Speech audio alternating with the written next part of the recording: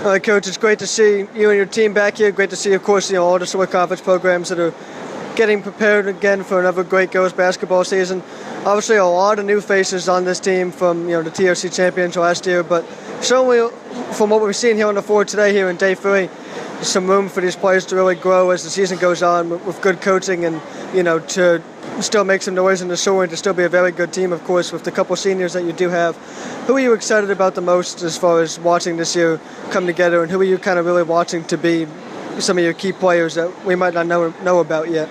Right. Well, now we have kids that were in last year's TSC championship team that were role players who are now going to be our core players.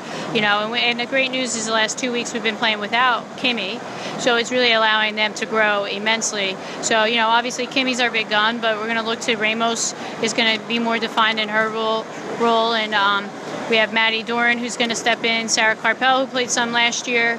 Courtney Dobrinsky is going to be kind of our leader on the floor and our general. She's like a point forward, just knows how to play, knows how to get the ball.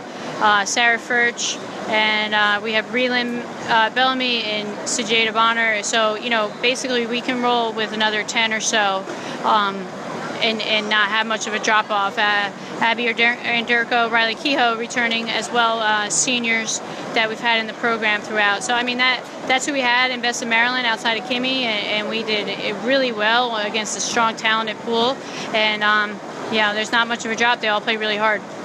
Yeah, I had a chance to talk to Dobrinsky here today a little bit earlier. She said she was really particularly excited about, on the defensive end of things for this team, how things can come together with her own development. How good can this team be defensively when Kimmy Evans is out there and everyone else that we saw today with her?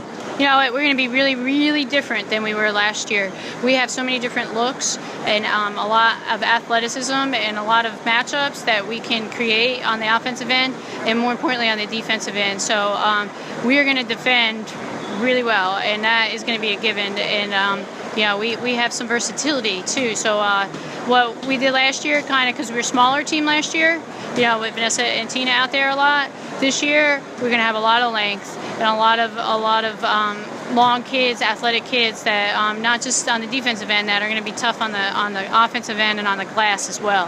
Yeah, how much do you look forward to that challenge of last year the goal was high expectations, managing that with this group of seniors that kind of, wanted those expectations brought upon themselves and wanted to play in the big games that they did and win all of them like they did as well. How much do you look forward to kind of turning the page and now this year having to develop a new team kind of and, having to drive these players to see the best in themselves and to get the best out of them? Well, you know what? We have five more seniors this year.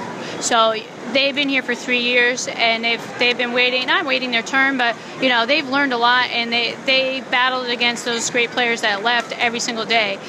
So they're just ready to step in. Their experience, or I said lack of experience, is probably our biggest piece. So our upside compared to a lot of the other top dogs around here is far greater, because once we gain that experience, we're going to have the athleticism to compete with the top teams around. Coach, you talked a lot about playing without Kimmy Evans at this part, but are you just really still fascinated and just, going into this year, how well she was able to play her first 2 years and now adjusting to a new set of players, as you mentioned, on the floor for the majority of minutes? Who's that, Kimmy? Kimmy, yeah. Yeah, you know what, and she's out playing the Nike circuit and playing big-time basketball, so when she comes back to us, that's only going to help her game with us. And, our kids have been with her three years. They're going into the fourth year. The seniors, they know how to get her the ball. I'm not worried about that, so that's going to be something that we're not going to have to teach or develop. They know. They've been there. They know how to do it. And, so I'm just excited about what she brings and how much more balanced she's going to make our team when we do get her back in the lineup with us. Lastly, just a little bit about this camp overall. I think this camp is a little bit, underrated around the shore for a lot of people. They don't really exactly know how well this, how this prepares the players. For you, coaching as long as you have, what does this camp bring to especially your younger players, and how does it, generate a positive feeling of basketball before the season even gets going? So yeah, it was good just to get some of my younger kids, some freshmen, sophomores that played a little junior varsity or incoming kids out there, get them a run, let them go a little bit against some varsity experience, varsity teams, and that's only going to help us when we get back to practice during the season, because now they kind of see what the intensity is on that level. And I left them out there at the end of Tom's River North game against against their varsity, just to taste it, just to understand what that intensity level is and what it comes.